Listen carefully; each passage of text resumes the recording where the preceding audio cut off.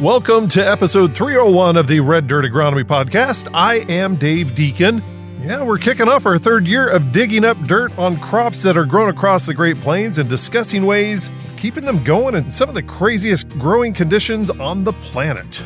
You're in for a fun episode today because we're learning about one of the newest members of the Oklahoma State University's Plant and Soil Sciences Department, Dr. Liberty Galvin. We'll learn about her and her plans for researching and attacking weeds across Oklahoma coming up in just a few minutes. And we'll be covering a lot of cool stuff in this episode too, and you will be able to find information on what is covered on our website, reddirtagronomy.com. And as always, we start with a quick trip around the table for an introduction to the dream team of dirt and everything that grows from it. Let's start with Oklahoma State University Extension Cropping System Specialist. Well, once she gets rid of the grasses, then she can just go to the easy stuff, right? Dr. Josh Lofton. Next to him, we find Oklahoma State University Ag Engineer. Do you have your ninja card? You lost it as in misplaced it, or you lost it as it got taken because I couldn't answer the... Dr. Randy Taylor. And across from him is Oklahoma State University Extension Precision Nutrient Management Specialist and holder of the longest title on the podcast. You know what? The grassy weeds respond amazingly to nitrogen fertilizer. Dr. Brian Arnell. If you're out and about this Friday and Saturday, January 12th and 13th, 2024, stop by and see us at the KNID AgriFest at the Chisholm Trail Expo Center in Enid. We will be set up in the Oklahoma Wheat Commission's booth, recording a couple of episodes of the Red Dirt Agronomy Podcast. So come by the Chisholm Trail Expo Center in Enid this Saturday, January 12th and 13th, for the KNID AgriFest. We look forward to talking with you, and we may even get you on the podcast. So let's jump into this episode with a very quick introduction of our guest by Dr. Josh Lofton. You are listening to the Red Dirt Agronomy Podcast.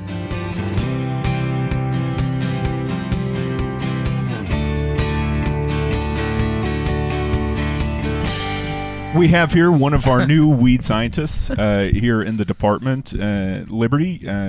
Give us a little bit of background about yourself. Thanks, Josh, for the invitation today. I'm Dr. Liberty Galvin. What should I tell you about myself? I grew up here in Oklahoma. I think a lot of people are pretty excited about the fact that I'm an Okie. I went to Oklahoma State as an undergrad. Dr. Brian Arnell was my soil nutrient management teacher, and Here I am back to haunt him. Do you have your ninja card? You know what? I lost my ninja card at one point, and it still haunts me to this day. Sounds like a reprint's in order because I'm printing this week. Hey, get me one. Yeah. You lost it as in misplaced it, or you lost it as it got taken because I couldn't answer the... We're about to find out. No. I did pass that test. I did earn that card, but it was over 10 years ago. So Okay. Like Josh said, I'm a new weed scientist in the department. I spent the last 8 years at the University of California, Davis. I have a master's degree in international ag development. I have a PhD in horticulture and agronomy with an emphasis in weed science. A lot of my PhD research was really biology and ecology focused, but kind of used that knowledge to inform timing of application studies. I do a lot of early season phenology. So, for example, like what environmental conditions are ideal for germination of our target weeds, what's going to make these weeds come up, kind of things like that. And now I've found myself in the... there's two new weed scientists. I think that's an important piece. I am 85% extension, 15% research, and my colleague, Dr. Swati Shrestha, is 70% research, 30% teaching. So we work pretty closely together. I do a lot of the applied stuff, a lot of the field stuff. You'll see me at a lot of events, waving, trying to be funny, trying to get people to be my friends so I can take their money and solve all their weed problems. But Dr. Shrestha does a lot of, her big thing right now is we're trying to identify herbicide-resistant weeds, get a lot of that information updated for our growers here in the state. Yeah, and I'm excited to be back here. My family's pumped for me to be back here. Great time of year to find myself back in Oklahoma, so I look forward to working here and working with you guys. Helping you solve all of your weed problems, Well, we got lots of them. So. That's the rumor. Yeah. The word I keep hearing over and over and over is ryegrass. A big part of my verbatim in my job description, I am a member of the wheat improvement team. My background in California, I worked in rice cropping systems. So it's interesting to go from a pretty well coordinated rice group to a very well coordinated wheat group. So really working ryegrass is at the top of the list. Cheatgrass is really high up on the list. Wild oats, fleabane, broadleafs, we leave those in the back because they're pretty easy to manage. But my colleague and I actually both studied pretty similar weed species in rice. We both worked on what we like to call conspecifics, so it's weeds that have the same genus and species as the crop. So my big PhD question was, how do you kill rice in rice? Right? And so I see a lot of that applicable to the wheat environment here. How do you kill a grass that is incredibly similar to your crop? And it's an exciting challenge to work with, Talk a little bit about wild rice in rice. Yeah. Because a lot of our listeners probably haven't been in a rice field recently. So hey, drop that down and share a little bit about the fun and I'm sorry, not wild rice, weedy rice and weedy rice. I got Yeah, there you go. It's okay. That's why I'm not speaking today. So California weedy rice is a combination of wild rice, weedy species, and then a hybridization between weedy relatives and cultivated relatives. And the only thing that makes a rice a weed is that consumers don't want to eat it. So in California, the majority of the rice that we grow there are Japanese varieties for export to Japan. The Japanese people, their market is pretty stringent. If anybody's ever worked in like international exports, herbicide residue tolerances, Japan, the United Nations, the European Union, they're pretty strict on what their food commodities look like. They want their rice to be white, and they don't want it to be chalky. A lot of the similar quality standards that we have for wheat, cooking quality, all of that same stuff applies to rice.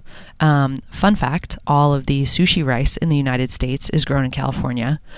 And so imagine you're at your fancy sushi restaurant and you look down and your sushi roll has red rice and black rice. Like this wasn't what I was expecting. I'm a little grumpy about it. So that's really like why we focus on weedy rice, is because people don't like it. I mean, that seems very holistic. That should be the next marketplace, is multi-grain rice. Wow. Sorry.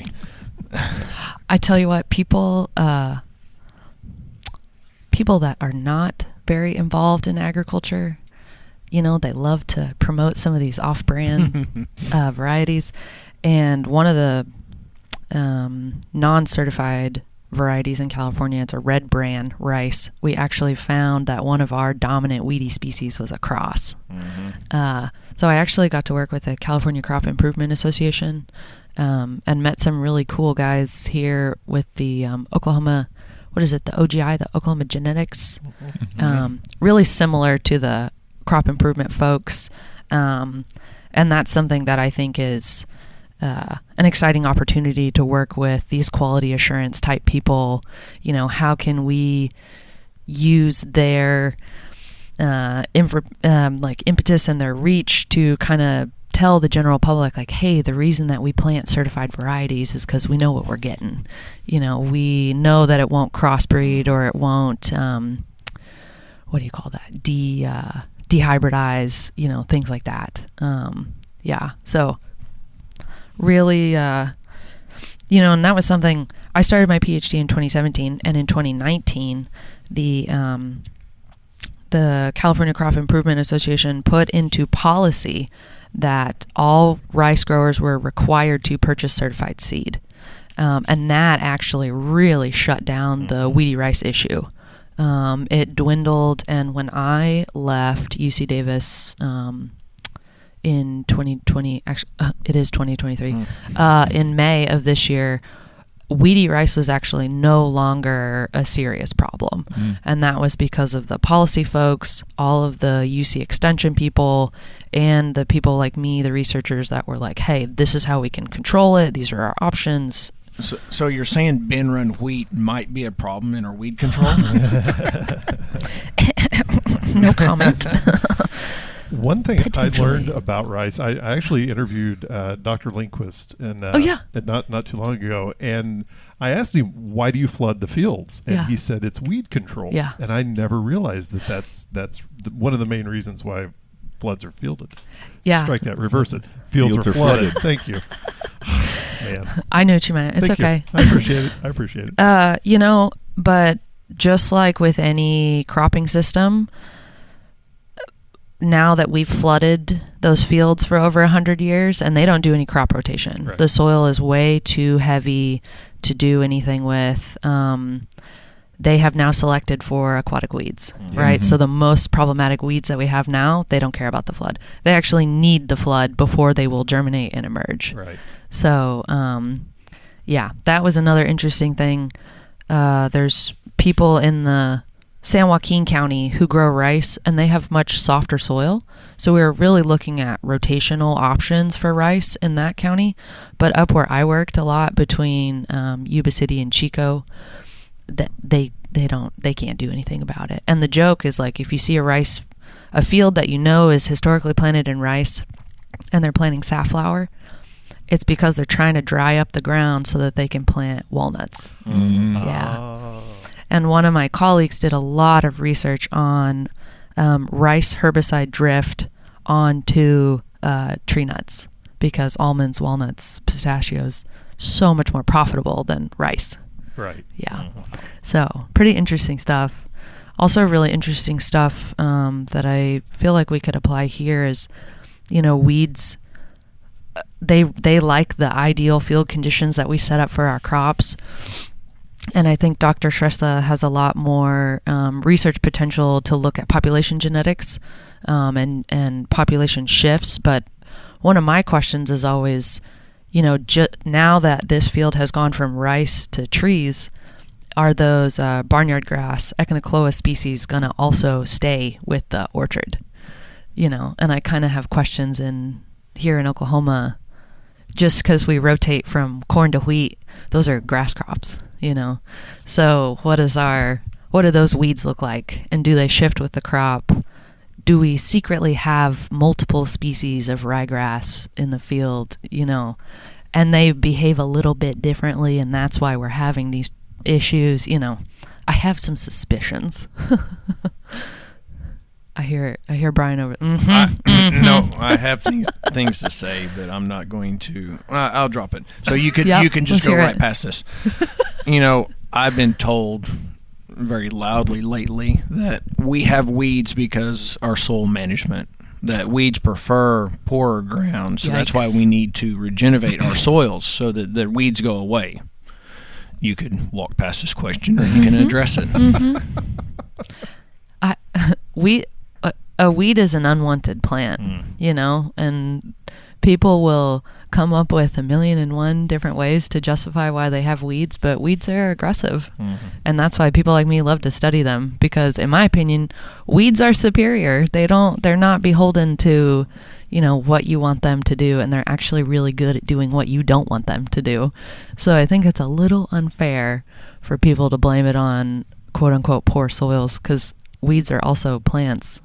And plants love good soil, right? So you can't. What? The grassy weeds respond amazingly to nitrogen fertilizer. Shocking. Well, they've always said if tillage killed weeds, we wouldn't have any weeds. And you can say the same thing when you start looking at fields that have been no-till for years and years. It's like, well, if herbicide killed weeds, then we wouldn't have any weeds there. And it's like you said, they're just resilient. And yeah. There was a really interesting study done by one of my colleagues in Washington, in the state of Washington, Ian Burke, and he was looking at cheatgrass. And he actually found that across the state of Washington, so the northwestern corner is quite wet. I think they consider that like a temperate forest. But then the southeastern corner is pretty dry. The eastern half of Washington is pretty dry.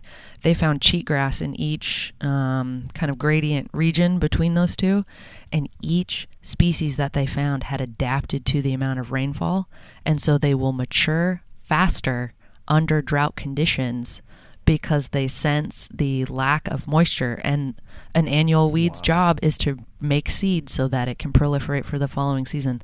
So the late season drought that we had here in Oklahoma, I bet there was a ton of things that just so that all of the seeds could be in the, and if we had rain, I bet they wouldn't have flowered and seeded so quickly. Well, if you look on the nutrient side, we can talk broom sedge, other things that show up when the preferred can't compete against them because they're so good at competing. So yeah, you can maybe make your cash crop more competitive, but if the cash crop wasn't there, the weed would still be growing. Absolutely, yeah, absolutely. And we have kind of a general rule of thumb in weed science. We teach, I was teaching undergrads at UC Davis, and we do kind of almost like a calculator to say like, okay, we have X number of weeds in year 1, so we choose to control, and we have X number of weeds in year 2, but then in year 5, we're not going to grow a crop, so we don't have to do weed management. And it's a trick question because you absolutely have to do weed management because one amaranth plant, kind of regardless of the species, will produce 500,000 seeds, and only if 1% make it to the dirt, that's a lot of seeds, So 1 year of no control is 7 years of control, right? And even all of us know, even a year of control doesn't mean no control, right? It's a constant battle. I could have sworn the rule of thumb was spray and pray. But it is. Yeah, it is. Please. So as part of a dissertation that I need to go back and look at, it was really fascinating. Was yours? No. I don't remember that one either, but that's fine. He prefers to not look at that one. Using game theory in the development of resistance, and it was really interesting concept from econ on this game theory and the development of resistance, and in management strategies using basically a competitive nature theory. How would you develop? What systems would develop resistance quicker? Oh, that's a great question. I mean, coming from California rice, where you have 5 generations of farmers that have grown rice year after year after year after year after year, they're like, why don't we have more options? I'm like, well, because you used them all. Like you had 6 and you've only ever had 5, and now you have 1, and it just doesn't work all the time. You do. It's just not called rice. Yeah. Right. Yeah. That's yeah. Exciting to be back in the state of Oklahoma. Also, a lot of my grad education was in this Mediterranean climate where in the summer it's hot and dry. We don't really have a lot of disease or insect issues in the summer because it's so stinking dry they can't survive. And in the winter it's wet and cold, and we don't do any agriculture in the winter because it's wet and cold. And now I moved back to the state, and as I was moving into my home in August, we were in a drought, and then we got dumped on, and then it froze, and then just like, oh right, back home on the plains. Spin the weather wheel and see where it lands. Yeah. It's another exciting component of my job. What's the weather going to do? You're going to work all crops? I mean, you said broadleaves are easy. That's So, relative. You did say that now. Yeah, because she was talking in a wheat system. Oh, in a wheat system. Let's preface that. Let's roll back the tape. Broadleaf. There it is. Can we get a review? We got a challenge flag on the field here. Broadleaf crops and grass broadleaf weeds and grass crops, much more manageable. But everybody that I talk to has so many grass problems, and that's really the bigger, that's like our big target. Yeah. And honestly, a lot of our colleagues have worked in grass. And so we have a lot of regional pals. Muthu down at Texas A&M has worked on every weed and crop in the state of Texas, and he's a great resource for us. I have a colleague at Penn State who I was a grad student with at UC Davis who's done a ton of ryegrass research, population geneticist. I think my colleague, Dr. Shrestha, and I just have a lot more experience with grass weeds. The need is there, and our network has done a lot more with grass weeds. Yeah. So we're looking to get at after those. I'm sorry. So we're looking at maybe 2 years before they're all eradicated. 3 years. So I won't get tenure. Yeah. What's that timeline? Yeah. Yeah, don't get rid of them until you get tenure. Then we'll get to work. Well, once she gets rid of the grasses, then she can just go to the easy stuff. Yeah. Jump over to broadleaves. The easy stuff. Yeah. The stuff we can see in the fields. No. Something pretty exciting that I would like to work on. There's these short-term goals, right? And our short-term, we really need to do a lot of timing of application studies. There's a lot of need for that. I hear a lot of people complain like, oh, well, my neighbor didn't apply their herbicides until their weeds were 3 feet tall, and now they're confused about why it didn't work. It's like, oh all right, okay. So we can do that. Yeah. But I think these timing of application studies really need to get coupled with like weather conditions, right? Because if a weed is really stressed, it won't take in that herbicide the way that we need it to. So if we're applying under drought conditions, it's not going to take in that herbicide. If we apply under really wet conditions, there's a potential for our herbicide to just go into the creek. So not just timing of application studies, but those coupled with some environmental conditions, because you may scout and do a great job and say, all right, nice, I found my brome. It's at the 2 to 3 leaf stage. This is the weakest point in its growing cycle. I'm going to zap it. But if the environmental conditions aren't right, that herbicide isn't going to work the way that we expect it to. Yeah. That's been a big discussion the last couple of years because, we...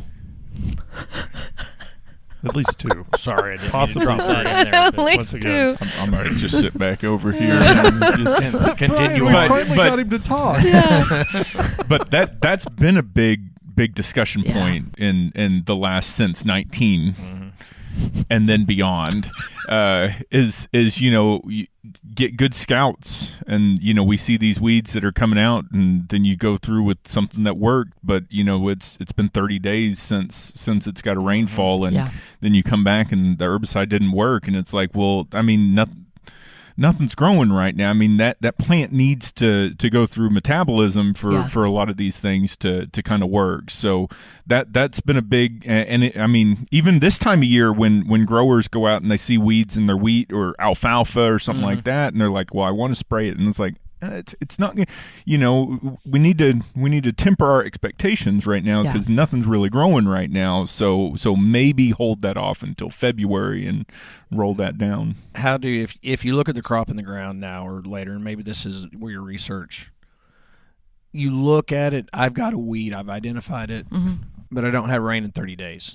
So if it keeps growing, it will be out of the growth stage I want. So what are some thought processes a farmer should consider on pulling the trigger? That's a great question. Hey, that's a great question. Yep. Okay. No, that's a good question. I'm also, a gentleman the other day was talking to me about his wheat, and he said he went out to his field. It looked clean. He planted and ran a chisel, just a real shallow chisel through the field, planted, and then he got all these weeds that came up. And I was like, well, they are cool season annuals, and the soil does have a temperature buffer because it's 25% water, right? See, I learned stuff. I remembered. I learned stuff. That wasn't my class, but all right. Okay. Ooh, okay. We'll send a note to Jeff Hattie that you I were was successful gonna say, there. Yeah, call him. But he was just so surprised that all these weeds came up after he disturbed the soil. And I said, well, yeah, that's kind of what you would expect because they've been warm in their little soil pocket, and now you've disturbed the soil, and they are getting exposed to these really cold air temperatures, and so they're germinating and emerging. And so I wonder if there's an opportunity, if we have some pre-plant opportunities to do a little bit of soil disturbance as a means of causing weed seeds to germinate so that we can target them before we plant our crop. If you tell an Oklahoma farmer there's a reason to till, I think they're on board. You've got it 100% on. But well, and we're not talking about serious tillage, We're talking about a little 1-inch tillage event, Get your kids out there to kick dirt around. It's pretty much the same thing, Now, for the long term, some of these questions, my undergrad lab assistant wants to do research, and he was like, I found a bunch of good stuff on brome from 20 years ago. And I was like, oh, okay. So our short-term goals are to try to update a lot of the information that is already available, double checking that, ryegrass, I think Misha, Dr. Manicherry, now Dr. Bird, was the one that discovered resistance just based on the International Herbicide Resistance Database. It was logged in 2019. That sounds right. So I assume that she found that. Post picked it up and she finalized it. Yeah. So, that was very recent. Mm-hmm. And some of our older publications don't have that kind of information incorporated into it. So short term, really need to update our publications. I'm 85% extension, and a big part of what I need and want to do are continuing ed courses. So we're not just updating the websites, we're going and talking to people in person. Timing of application studies, real applied, we need to see this info now because it's pertinent at this moment.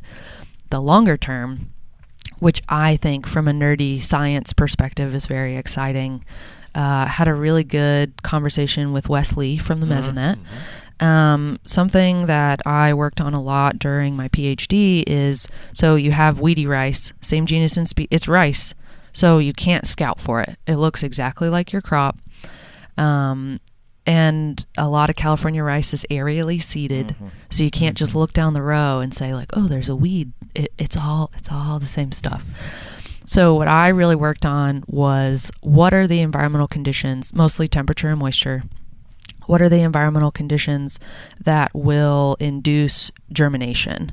Because if you can predict germination, you can predict okay, in the next month or in the next 3 weeks, 90% of the weeds that are in my top 1 inch are going to emerge.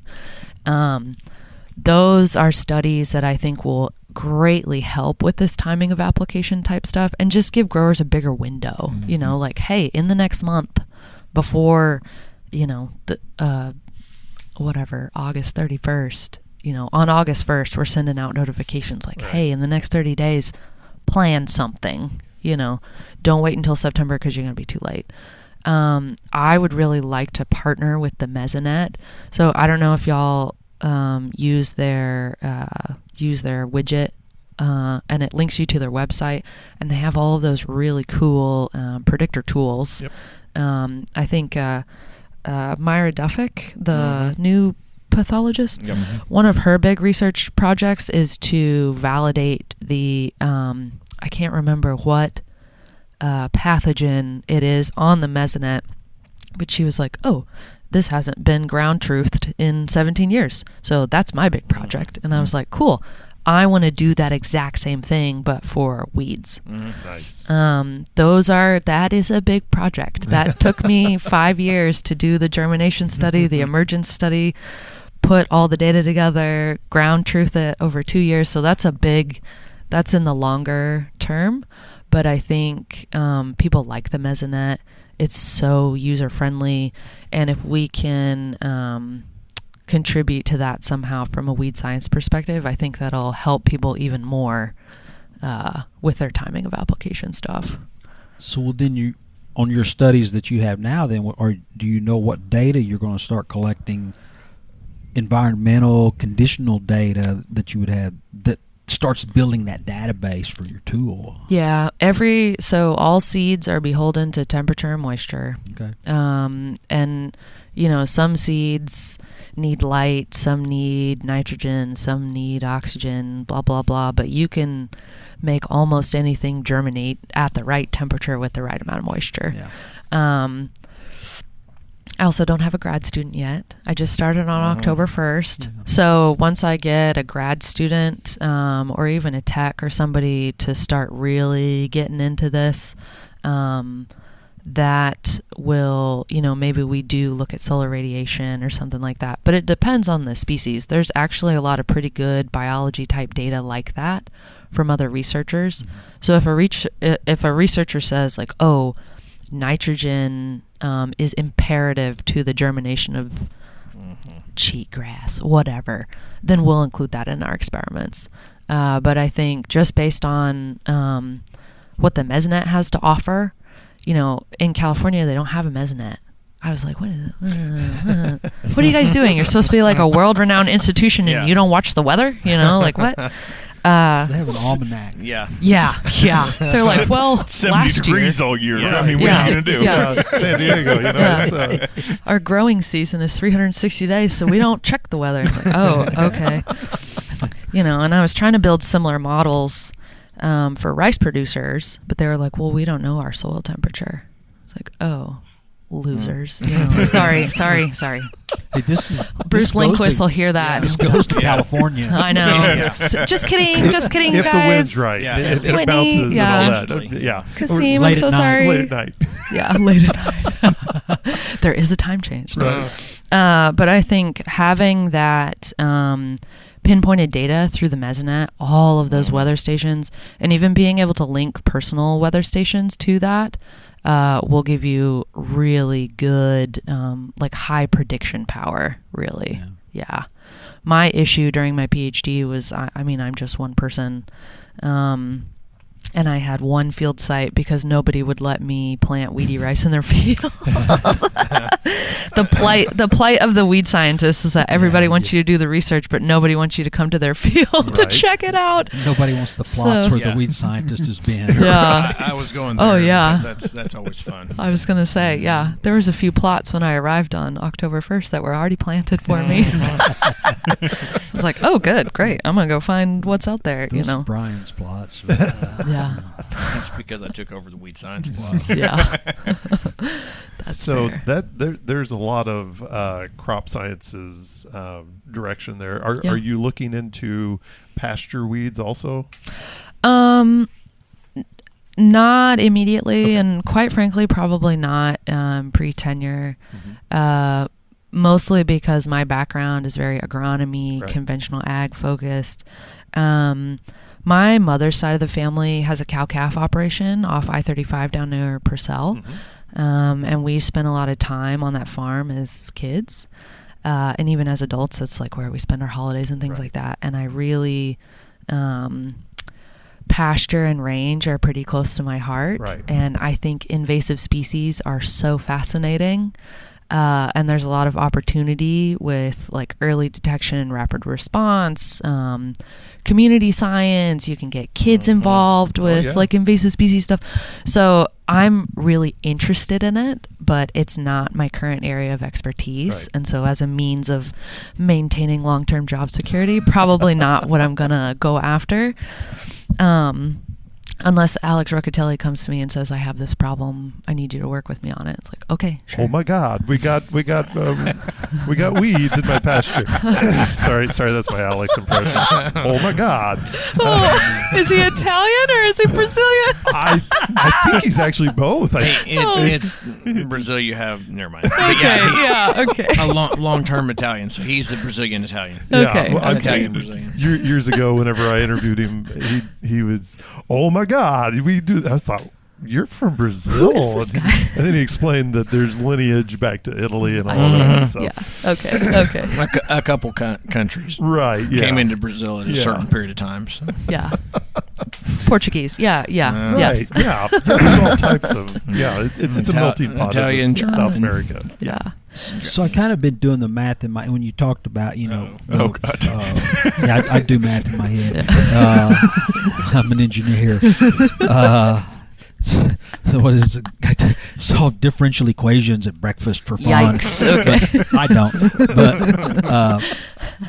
But the whole prediction part of should I be getting ready to spray, because and I guess the thing that I've been thinking about is, okay, what's our capacity, because it seems like we're always behind on spraying, and we're running 90 to 120 foot booms everywhere now, at double digit speeds if the field allows it, which is incredible. So you have this massive capacity within the field, but I don't think that we have that broad scale. And I'll compare it to corn, and I've done I don't remember the exact numbers right now off the top of my head, but I believe we have the capacity to plant the entire country, all of our corn, in a week.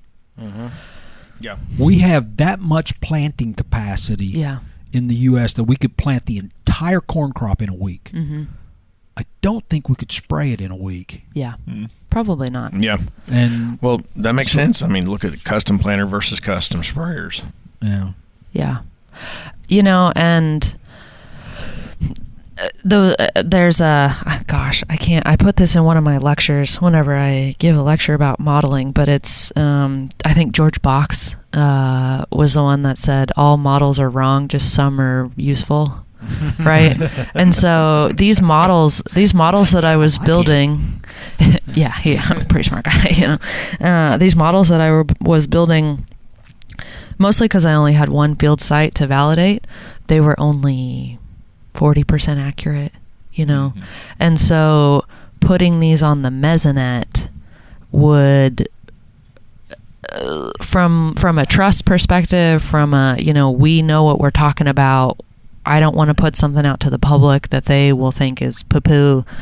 I would prefer to be more like 60-75% accurate, but it's going to become more accurate if growers have weather stations in their fields. If you go out and bury a data logger somewhere, I buy data loggers for $65 and bury them, and then they're Bluetoothed, so you don't even have to dig them up. You can go out there and what that is helpful for is all plants are beholden to temperature accumulation, right? And so a lot of those models on the mesonet are growing degree day based, and that's how these models would function. Soil temperature is going to give you the best prediction, because that's what temperature the seed is, and if your back 80 is a different temperature, or it's higher up on a hill, so it's getting windier, north face, south face. Exactly. So you take that prediction with a grain of salt, but I think it also helps growers know when to scout. I was about to say they're getting used to that with disease models. I mean, it's not saying, because you look at the disease triangle, just like pest triangle, weeds, you have the environment, you have the host. They have to scout to see if they actually have the inoculum or the start of it. So it'd be the same thing. It's a trigger to scout. Yeah. Well, I guess I have no doubt that you can build something. It's going to take time. If you get the biology right. Yeah. And then I think there's things you can add to it.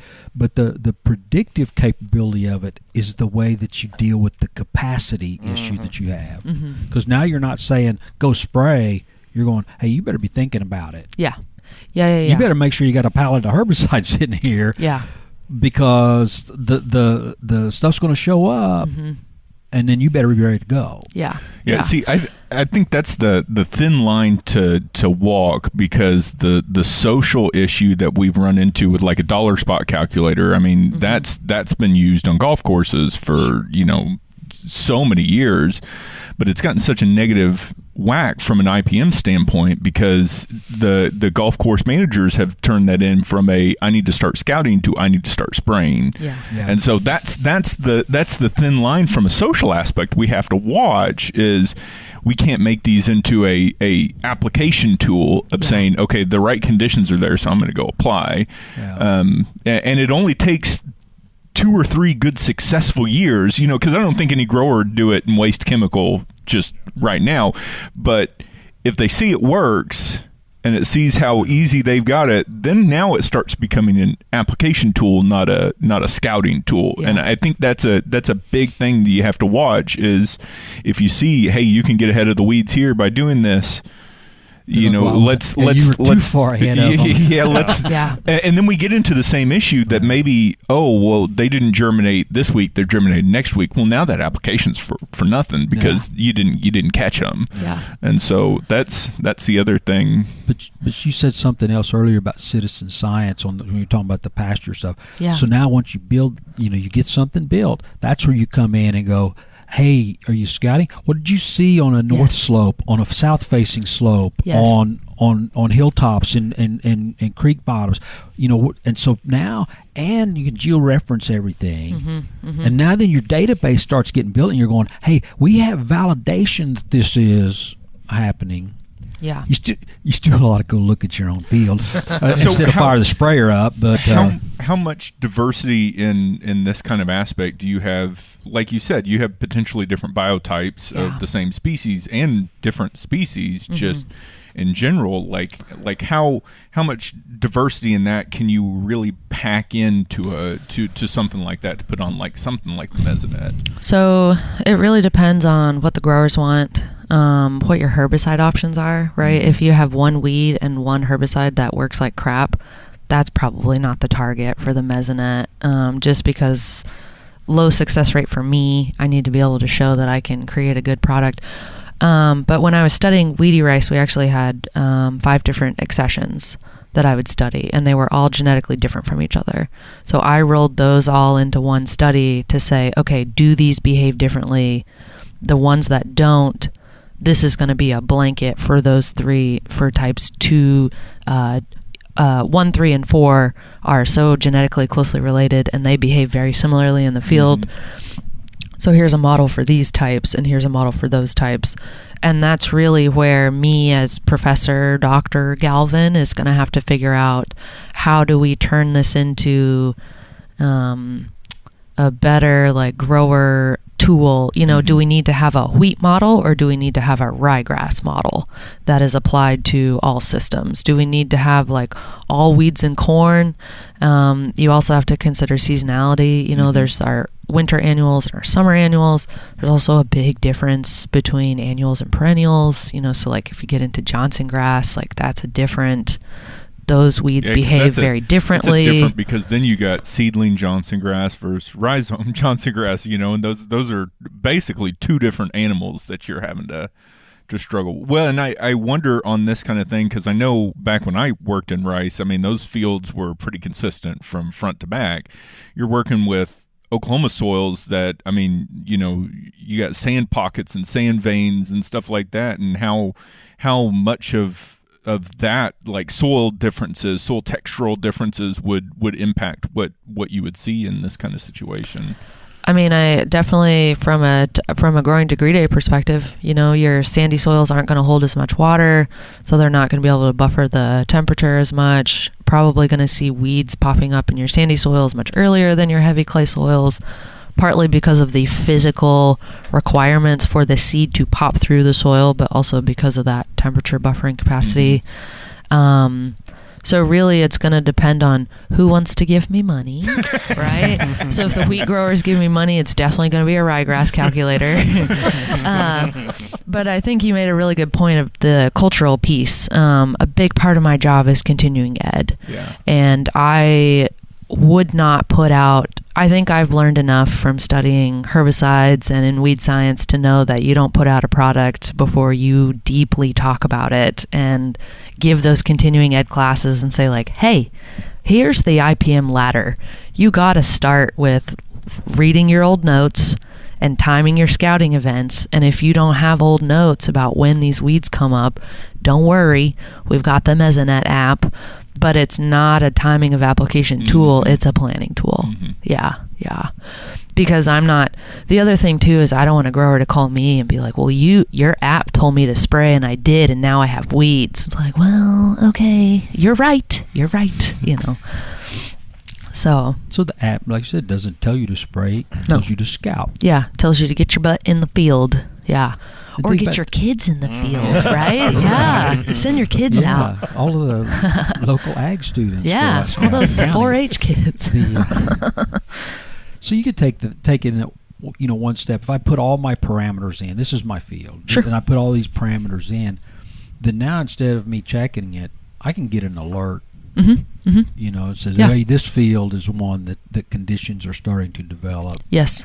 This is what you should be looking for. Here's a picture of it, by the way. Yeah. Mm-hmm. If you see this little critter out there, you know, warm the sprayer up. Yeah. Or if you see a certain number of them. But. Yeah. And that's also, you know, out here in this field here at the agronomy farm, plot number 16, it's got bromus in it, cheatgrass. Well, I started an experiment out there with Ryan Bryant from UPL. Really excited about the Iron Gate technology. They've been testing it up in Kansas for a while. It's specifically for cheatgrass control, and that field hasn't been seeded with any cheatgrass in a while. And so I was like, hey, before I commit to this study, let me go out and see if I have any. And I'm looking on the OSU website trying to figure out what, you know, freshly emerged bromus looks like. Oh, dang. I got to figure, you know, we need to update these publications, you know. I found it. It's little. It was very little. But I think that's another piece. Can we also do a community science project to get a bunch of people to send us pictures of their brome and then sift through it, be like, oh, this is actually ryegrass, you know, this is goat grass, like this isn't, you know. When I was new faculty, one of the things I did on extension was do a annual nutrient deficiency contest. Yeah. And so I built a library. Who has the most deficient? No, the best pitcher. So it's like the best pitcher came in. See my buckle? Yeah. Taylor won every year. Deficient. But sorry, a photo contest, right? Yeah. And so Yeah. I built my library for class off of that contest. I'd give out a couple hats or a jacket or something Yeah. every year, and it was. And a buckle. And a buckle. Yeah. Well, And a to buckle. the champion. Something, you know, I'm new faculty, so all these ideas are floating around in my head, and I need to sit down for a week and organize my thoughts, but It doesn't do any good. yeah, I know. Now I just have a flow chart on the wall, you know, like it's not. But we, Dr. Shrestha and I, really want to try to reinvigorate the herbicide screening program. If people expect or suspect that they have resistance or even tolerance in their fields, they can send us their weeds, send us some seed. We will grow it out and spray it. Either send them a report or not. You know, some people might be like, oh, I just, you know, get it out of here. That is going to do a lot of different things. It's going to help Dr. Shrestha formulate more in-depth research questions, but it's also going to help me figure out what are growers dealing with. Several of my colleagues at UC Davis formulated whole PhDs based on these program results. They're finding like chromosome, poor timing of application. The weed that they were targeting actually had delayed emergence and required 3 weeks of wet chilling, and that's what, you know, there's like all these little pieces, and we don't know what's happening until growers send us something. So we wanted to reinvigorate that screening program, but wouldn't it be cool to try to engage 4-H or FFA to do some kind of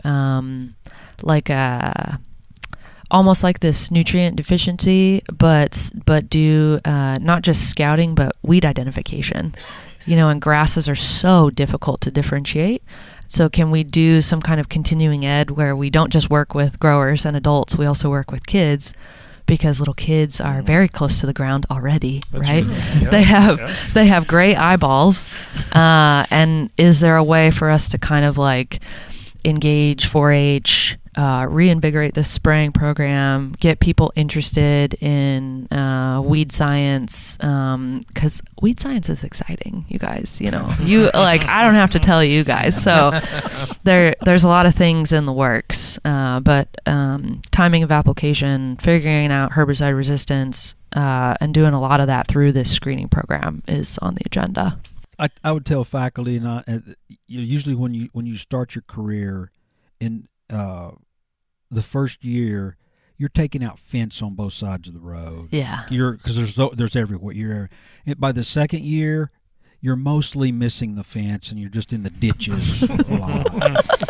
By about the third year, you're actually in your lane a lot of time. Yeah. And so, but it's because there's opportunities everywhere, and you've got good ideas, and I think that the things that you're planning are really good. They're achievable. Yeah. I like the long-term goal because that's a tool that really can help people and motivate them. I think to do some of these social things we talked about, scouting and some other things like that. Yeah. But how long until you're back in the ditch? That happens all the time. That's when you're about ready to retire and your eyesight's not what it used to be. But the nice thing is you're driving slower as you reach the end of your career. So I'm going the wrong direction anyway. So and my turn signal's on all the time. You're always trying to turn left from the right lane. Yep. Well, thank you so much for coming in and chatting with us on the Red Dirt Agronomy podcast. It's been a lot of fun, and again, thanks for coming in. Yeah, thank you so much for having me. Thank you for listening in on this conversation of the Red Dirt Agronomy podcast. Just a quick reminder that we will be at the KNID AgriFest this Friday and Saturday, January 12th and 13th, in the Oklahoma Wheat Commission's booth, recording a couple of episodes of the Red Dirt Agronomy podcast. So if you're out and about, come by and see us. We may even get you on the podcast as well. We'd like to say a special thanks to Oklahoma State University's Dr. Liberty Galvin for coming on the show with us today. And to find out more about her or any of our guests, along with any of the resources that we talked about on today's episode or any previous episode, visit reddirtagronomy.com. There you will find show notes, and you can listen to past episodes too. For Dr. Josh Lofton, Dr. Randy Taylor, and Dr. Brian Arnell, I am the not a doctor, but I play one on a podcast, Dave Deacon, and we all want to thank you for listening. The proceeding is a copyrighted recording of Ag Now Media, LLC, 2024. And yes, all rights are reserved.